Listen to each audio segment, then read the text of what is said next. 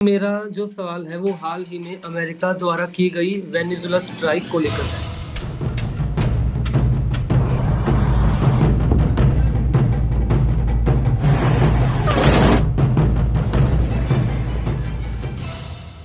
सवाल ये है कि अमेरिका में एक तरफ हमें सबसे पुराना लोकतांत्रिक ढांचा देखने को मिलता है और दूसरी तरफ वेनेजुला में जो स्ट्राइक की है यूएस ने। मामला तेल का है। वेनेजुएला के पास दुनिया के सबसे बड़े ऑयल रिजर्व्स हैं।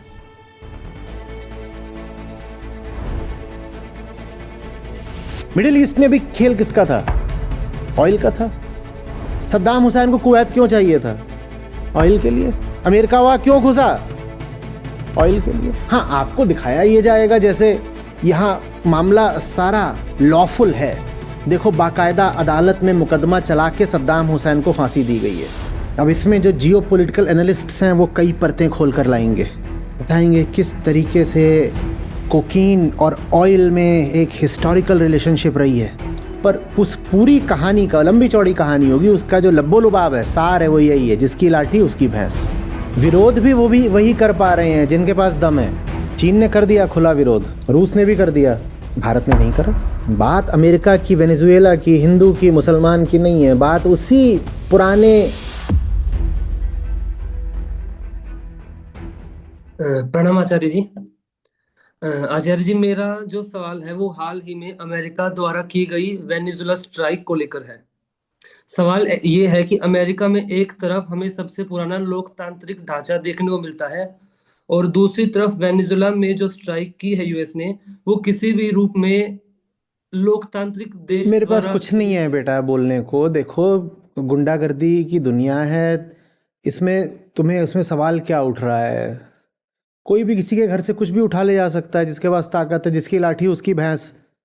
इसमें मैं क्या बता सकता हूँ? ये व्यवहारिक जगत है। क्या समझाया था? दो ही केंद्र होते हैं, या तो ट्रुथ का, नहीं तो पावर का।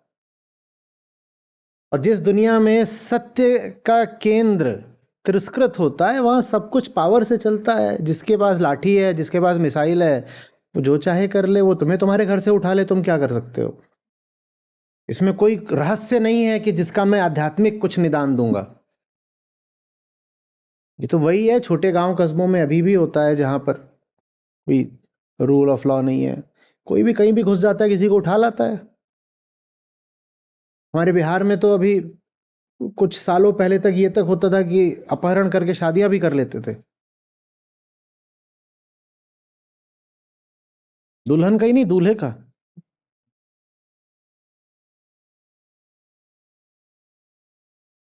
इसकी नौकरी वोकरी लग गई, उसको घर से उठवा लिया, शादी कर ली, हो गया बस। क्या करेगा? इसमें कुछ नहीं है। मैं इसमें कोई गुप्त रहस्य निकाल के नहीं दे पाऊंगा।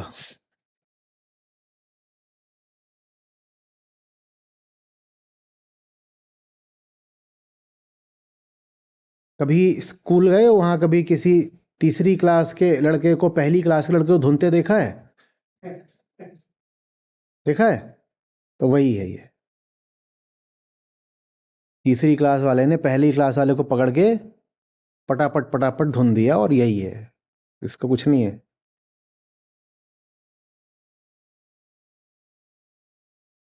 सड़क पे निकलते हो रातों को, 5-7 गबरू कुत्तों का झुंड आ जाए, खाए पिए मोटे माटे, तो क्या करते हो? जल्दी बताओ। इधर उधर भग लेते हो, निकल लेते हो, कुछ तो कर लेते हो। हम्म। और यही एक अकेली पिलई सामने आ जाए तुम्हारे पास, आधी जान की, इतनी बड़ी, वो भी को कर रही, तो क्या करते हो? लतिया देते हो, और क्या? यही चल रहा है, और कुछ नहीं। अब इसमें जो जियो पॉलिटिकल एनालिस्ट्स हैं वो कई परतें खोल कर लाएंगे। इट्स ऑल अबाउट नैक्रो टेररिज्म, बताएंगे किस तरीके से कोकीन और ऑयल में एक हिस्टोरिकल रिलेशनशिप रही है बेकार की बात।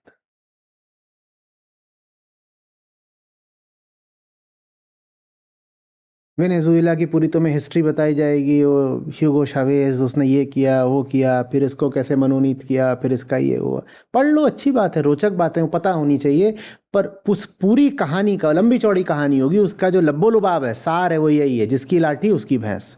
इसीलिए तुम लोगों को भी बोलता हूँ बेटा, व्यवहारिक तल पर जीना है तो अपने बाजू मजबूत रखो। और दोनों तरह की ताकत होती है, भौतिक भी और मानसिक भी। भौतिक ताकत में तुम लोग कमजोर नहीं हो, अच्छे हो।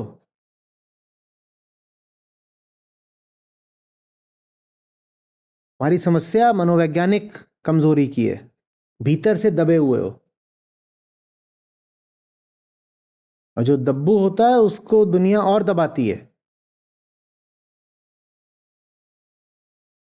सत्य इसीलिए चाहिए होता है ताकि दुनिया के सामने ना दबना पड़े। तुम लोग दुनिया के सामने बहुत दब के चलते हो,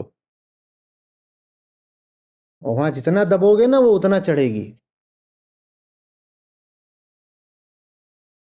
विरोध भी वो भी वही कर पा रहे हैं जिनके पास दम है। चीन ने कर दिया खुला विरोध, रूस ने भी कर दिया, और थोड़ी कोई खुला विरोध कर पा रहा है।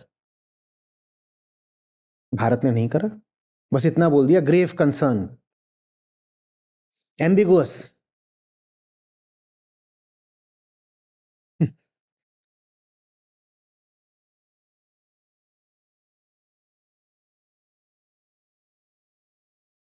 यूके ने बोल दिया, अरे वो कोई अच्छा आदमी नहीं था, we are not going to grieve over his capture.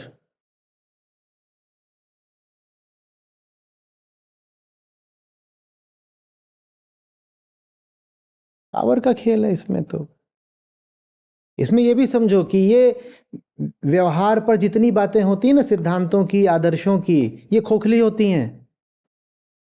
दो ही चीजें हैं दुनिया में, या तो सत्य नहीं तो बल।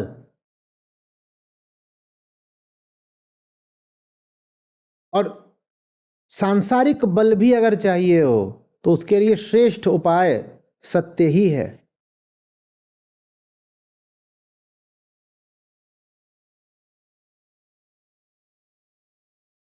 वो बेचारा हमारा नॉर्थ कोरिया वाला कैसा महसूस कर रहा होगा अभी, ये सब कुछ टीवी पर देख के। हैं ये लोग घर में घुस के उठा ले जाते हैं।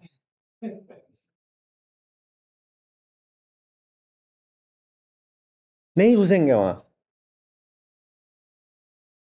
क्योंकि 5-7 उसने इंटरकॉन्टिनेंटल मिसाइलें पकड़ ली हैं।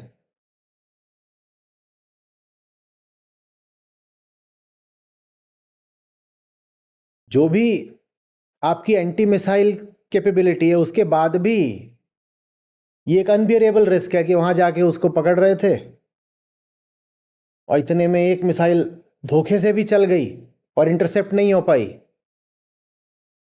और उड़ा दिया उसने वेस्ट कोस्ट पे कोई शहर। टेक वाले सब इधर ही हैं वेस्ट पे, तो क्या होगा? उसके उसको घुस के नहीं पकड़ेंगे।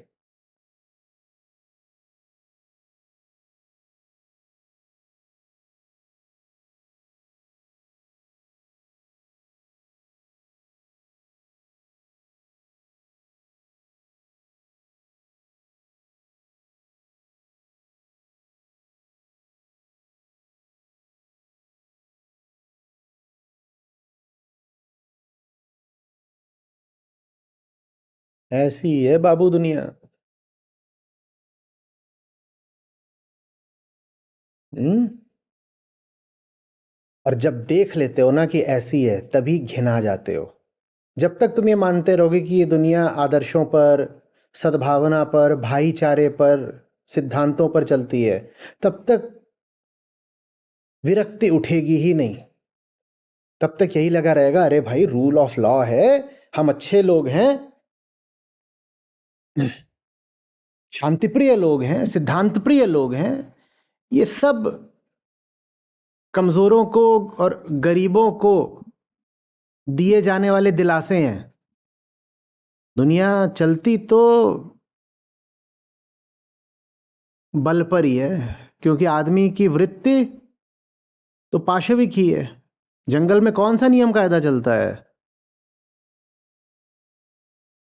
The law of the jungle, which is the law of might. जिसकी लाठी उसकी भैंस।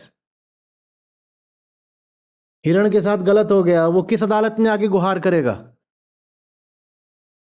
माय लॉर्ड, मैंने क्या बिगाड़ा था? मैं तो घास चर रहा था, जाने पीछे से झपट्टा मारा। कुछ नहीं।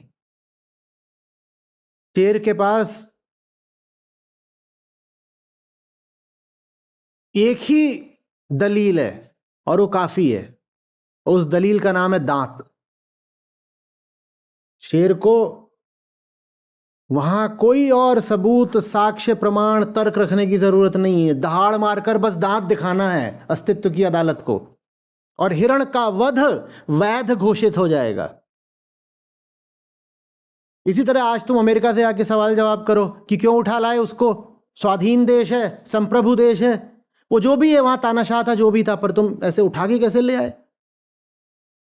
अमेरिका को भी कुछ और नहीं करना है, दहाड़ के बस अपने दांत दिखाने हैं, और जो प्रश्न करता है वो दुबक के पीछे भग जाएगा।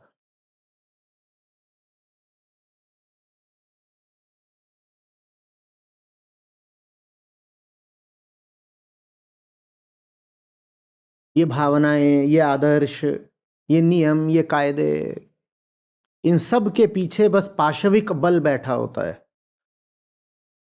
नियम, कायदे, कानून, आदर्श, सब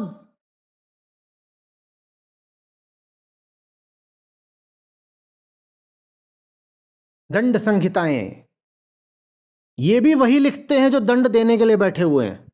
जिसको दंड दिया जा रहा है, क्या वो लिखता है दंड संहिता? उससे पूछ के लिखी जाती है क्या? और जिसको लाठी चलानी है, वो तुम्हारे रेशनल माइंड को संतुष्ट करने के लिए रेशनलाइजेशन खोज लेता है। वो सुनाई थी ना एसोप की कहानी, भेड़िए की और मेमने की, कुछ याद है? क्या थी बताओ? ऐसे ही मुंडी हिला दी। तो नदी बह के आ रही है उधर से इधर को, ठीक है, बाएं से दाएं को नदी बह रही है।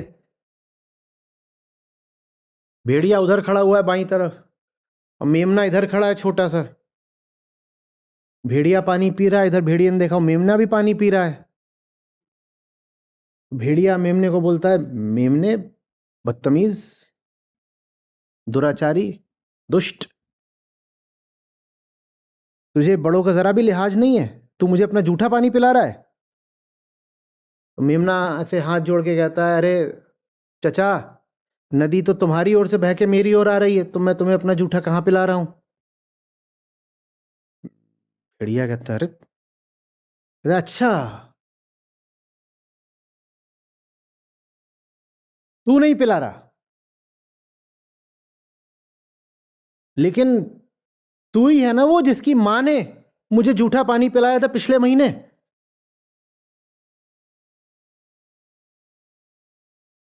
मेमना कहता है, महाराज, मेरी मां को आप भी 6 महीने पहले मार के खा चुके हो, तो वो पिछले महीने आपको जूठा पानी कैसे पिला सकती है? तो भेड़िया कहता है, कितना बदतमीज और गुस्ताख मेमना है, इतनी देर से मुझसे बहस करे जा रहा है, तुझे किसी ने सिखाया नहीं, बड़ों से बहस नहीं लड़ाते, तुझे सजा मिलेगी, पट से मार के खा जाता है।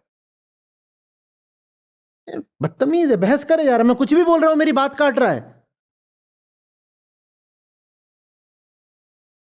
जिसको जो करना है वो करने के लिए वो कारण गढ़ लेता है। मामला तेल का है, और तेल के इस मामले में कोई नहीं कह रहा कि अरे ग्रीन एनर्जी कहां गई, अरे क्लाइमेट क्राइसिस कहां गई। वेनेजुएला के पास दुनिया के सबसे बड़े ऑयल रिजर्व्स हैं, अमेरिका पी लेगा उसको, बड़ी अच्छी बात है, पी तो लोगे, पर ऑयल माने क्या होता है? Carbon dioxide. कहां गया COP30, कहां गया 2030, कहां गया पेरिस एग्रीमेंट? और अभी भी जो बात हो रही है सारी, वो जियोपॉलिटिकल लेंस से हो रही है, क्लाइमेट लेंस से तो कोई बात ही नहीं कर रहा इसकी। ये जो हुआ है इसके क्लाइमेट पर अब क्या प्रभाव होंगे, क्या दुष्परिणाम, उसकी तो कोई बात ही नहीं कर रहा है। और खेल सारा ऑयल का है।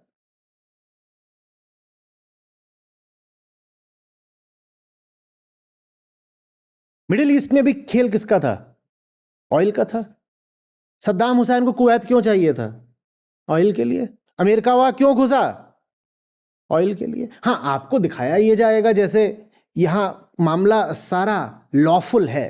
देखो, बाकायदा अदालत में मुकदमा चला के सद्दाम हुसैन को फांसी दी गई है।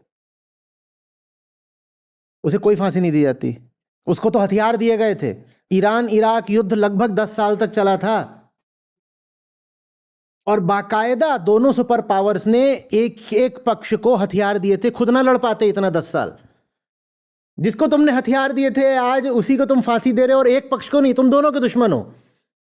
तुम इराक वाले को भी फांसी दे रहे हो, आज तुम ईरान वाले के भी जानी दुश्मन हो। उनको जाके बम गिरा रहे हो और कह रहे हो जो काम अभी इसके साथ किया वेनेजुएला के साथ, कुछ महीने पहले लगभग वही काम तुम तेहरान में करने वाले थे। इनके आयतुल्लाह को उठा लाएंगे। और उन्हीं को तुमने बहुत अभी साल नहीं, कुछ दशक पहले ही क्या दे रहे थे? हथियार। 10 साल चली उनकी लड़ाई। सारा खेल किसका था? तेल का। तेल का खेल, खेल का तेल, तेल का खेल, खेल का तेल।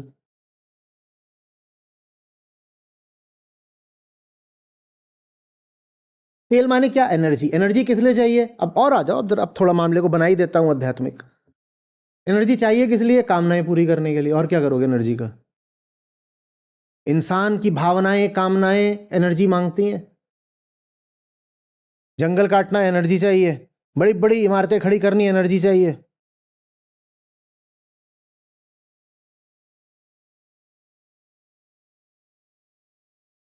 हमर से भी बड़ी हमर बनानी है तो उसके लिए और एनर्जी चाहिए। और एनर्जी जितनी सस्ती होगी दुनिया के बाजार में तुम्हारा माल उतना कॉम्पिटिटिव हो जाएगा। तो इधर उधर से अगर तुम्हें मुफ्त का ही तेल मिल जाए तो वैश्विक व्यापार पर भी तुम्हारा कब्जा हो जाएगा।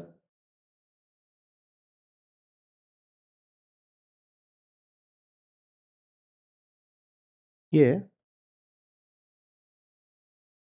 अब मैं कोई, वो जो गिरफ्तार हुआ है व्यक्ति, क्या नाम है उसका? हाँ, मैं कोई उसका तरफदार नहीं हूं। वो बिल्कुल ड्रग डीलर था।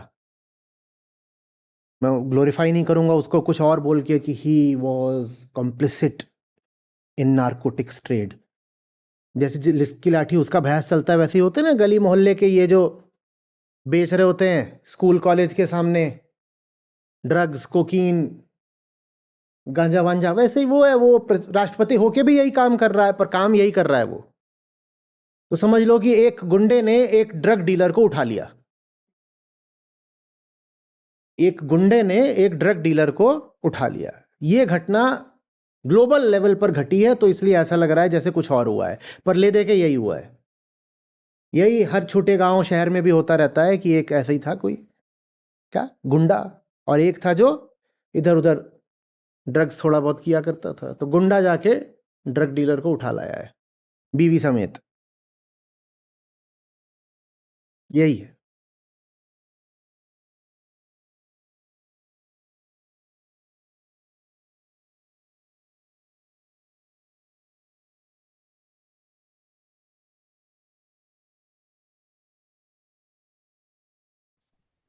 सर इसमें एक छोटा सा फॉलो अप और है।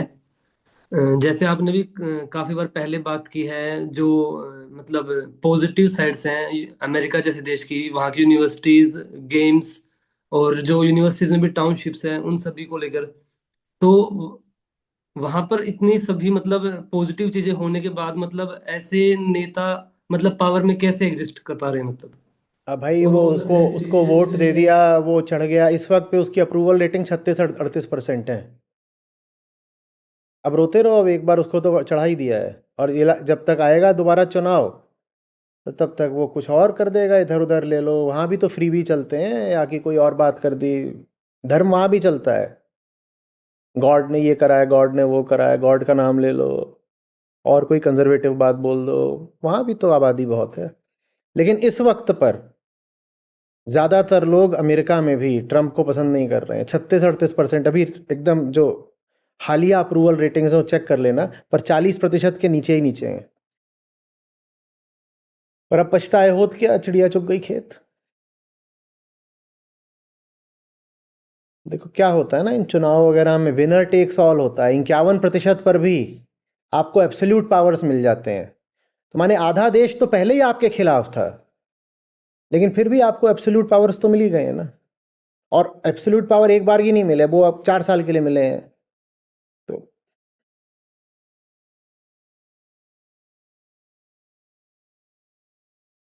सर साथ में जो अभी ये जो इंसिडेंट हुआ है, इसमें मैं कुछ मीडिया हाउसेस के भी मैंने आर्टिकल्स को देखा, वो इसको वर्ल्ड वॉर 3 की तरफ इंगित कर रहे हैं, मतलब इसमें।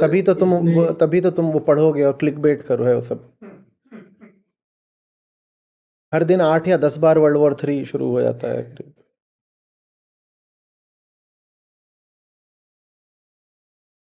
जहां युद्ध नहीं भी हो रहा होता, मीडिया वहां भी युद्ध की खबर बता देता है। जहां कुछ हो रहा है वहां तो फिर छोटा मोटा युद्ध थोड़ी बताया जाएगा, वहां तो विश्व युद्ध ही बताया जाएगा। और कोई युद्ध उद्ध नहीं होने वाला। वो वेनेजुएला की क्या हैसियत है कि वो अमेरिका से जाकर कुछ करेगा। बल्कि अब तुम्हें बताता हूँ आगे क्या होने वाला है, मेरी बात को परख लेना। अब आगे बैठेगी पंचायत। जानते हो क्या तय करेगी? तेल का बंटवारा कैसे करना है।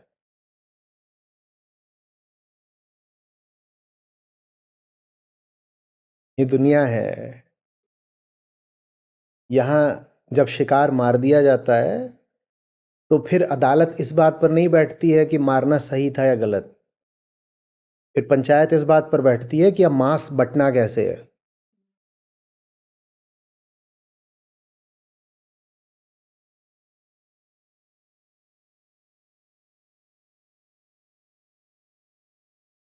यही सब तो जब कोई देखने लगता है साफ साफ, तब दुनिया के प्रत्येक नाउम्मीदी और नापसंद जगती है।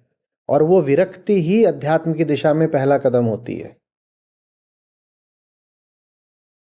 घिन उठती है कि दुनिया ऐसी है, और सचमुच ऐसी है तो मुझसे क्या झूठ बोला गया था। नियम कायदा संविधान, संयुक्त राष्ट्र, शांति, परस्पर सद्भाव, पंचशील, ये सब फिर क्या है अगर सब कुछ बस बाहुबल से और पाशविक ताकत से ही तय होना है? तो तब जाकर के विरक्ति उठती है।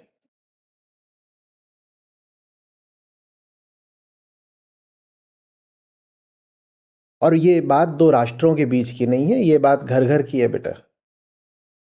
घर में भी यही हो रहा है। 8 लोग रहते हो किसी परिवार में, जिसके पास पैसा है, जिसके पास सत्ता है, बाकी 7 उसके कहे अनुसार चलेंगे। और जिसके पास पैसा है, सत्ता है, वो उन बाकी 7 में जिसको चाहे पीट भी देगा।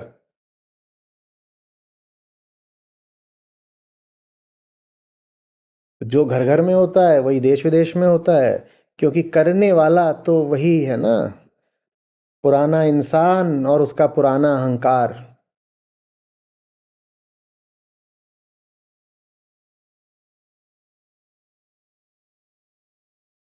मैं क्यों लग रहा है कि अंतर्राष्ट्रीय स्तर पर जो हो रहा है उसका कर्ता, डूअर कोई और है। The ego is the doer, whether it's between 2 persons और 2 nations। लिख रहा हूं इस बार का जो मेरा लेख आएगा पाइनियर में, वो इसी पर रहेगा। वेनेजुएला और बांग्लादेश को लिया है और इनकी तुलना करी है। दोनों ही जगह पर हिंसा हुई है, इन दोनों को लेकर लिखा है, भी आ जाएगा 2-4 दिन में।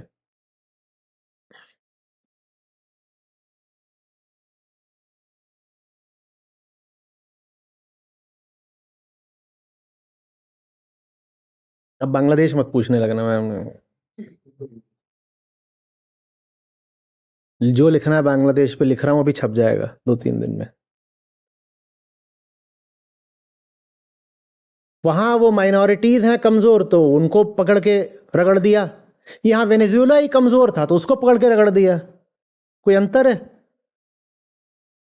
जहां जो कमजोर होता है वो रगड़ दिया जाता है, और यही चल रहा है।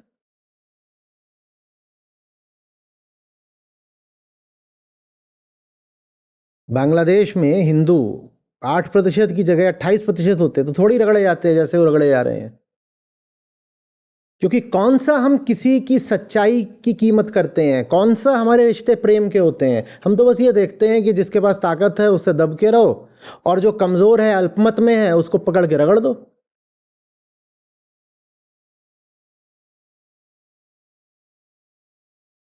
या मान लो वेनेजुएला रशिया के न्यूक्लियर अम्ब्रेला में होता, तो भी नहीं रगड़ा जाता। आप वेनेजुएला पे आक्रमण करेंगे तो वो रूस पर आक्रमण माना जाएगा, तो अमेरिका नहीं करता ये सब।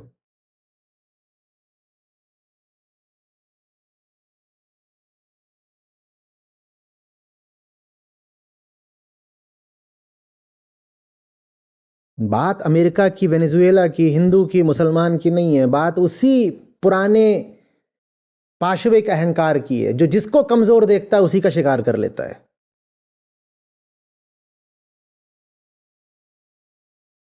जिसको अपने स्वार्थ के आगे और कुछ सूझता ही नहीं, जो प्रेम जानता ही नहीं।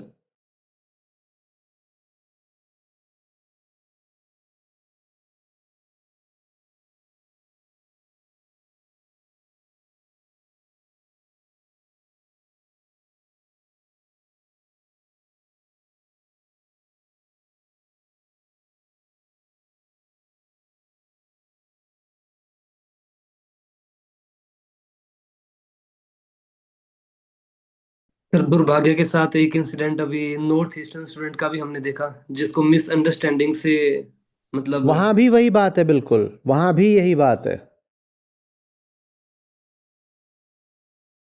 छोटे छोटे राज्य हैं हमारे उत्तर पूर्व के, आबादी भी कम है उनकी, और उनमें से कुछ गिने चुने दिल्ली में, मुंबई में शिक्षा के लिए आ जाते हैं, तो वो और कम दिखाई देते हैं, तो आप उनका मजाक उड़ा लेते हो। ये लोग जो मजाक उड़ा रहे हैं, बाकी छोड़ो कि राष्ट्रीय एकत्व की भावना होनी चाहिए, कि राष्ट्रीय भाईचारा, बंधुत्व, ये हटाओ। ये जो फप्तियां कस लेते हैं हमारे उत्तर पूर्व के भारतीय नागरिकों पर, इनको कहो तुम जाओ नागालैंड जाओ और मेघालय जाओ, और वहां यही बात बोलकर दिखाओ जो तुम बोलते हो। चिंकी, मोमो, नूडल, जो भी तुम कर रहे हो, जाओ वहां पर कोहिमा में करके दिखाओ। नहीं कर पाएंगे। क्यों? क्योंकि वहां ये अल्पमत में है। वहां इनको पता है कि नालायकी करोगे, बदतमीजी करोगे तो पीट दिए जाओगे। ऐसा नहीं कि इनको वहां पर जा करके हमारे नॉर्थ ईस्ट के भाइयों के लिए बड़ा प्रेम आ गया है, प्रेम वगैरह कुछ नहीं आ गया, पर वहां पर ये सलीके से रहेंगे क्योंकि पता है पीटे जाएंगे। इस दुनिया में यही चलता है बेटा, डंडा ही चलता है बस। कोई आदमी अगर सलीके से चल रहा है तो ज्यादा बड़ी वजह यही होगी कि उसे डंडे का खौफ है। दो ही बातें होती है ना, या तो भय या तो प्रेम, या तो बल या तो सत्य। प्रेम होता क्या है हम जानते नहीं, तो हमारे सारे रिश्ते, चाहे वो व्यक्तिगत हों कि अंतर्राष्ट्रीय हों, वो सब भय पर ही चलते हैं।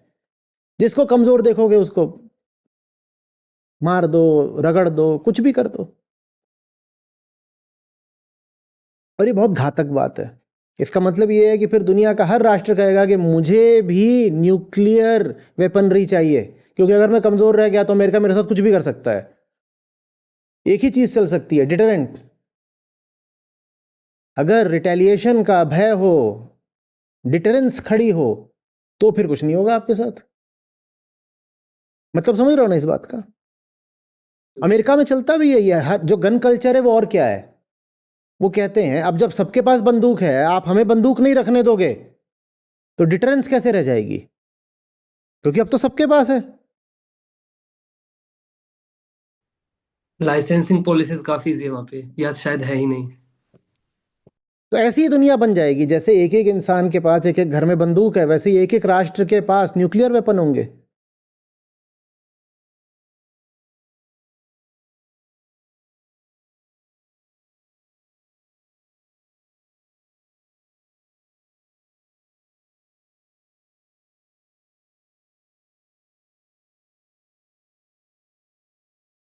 क्या है समाधान? समाधान तो वहीं पर होगा ना जहां बीमारी है, और बीमारी है इंसान की छाती में। ये मत समझना कि बात संसदों की और विधानसभाओं की और संविधानों की और संयुक्त राष्ट्रों की है। बात इंसान के दिल की है, और इस दिल को जब तक साफ नहीं किया जाएगा, तब तक जो चल रहा है ऐसे ही चलेगा।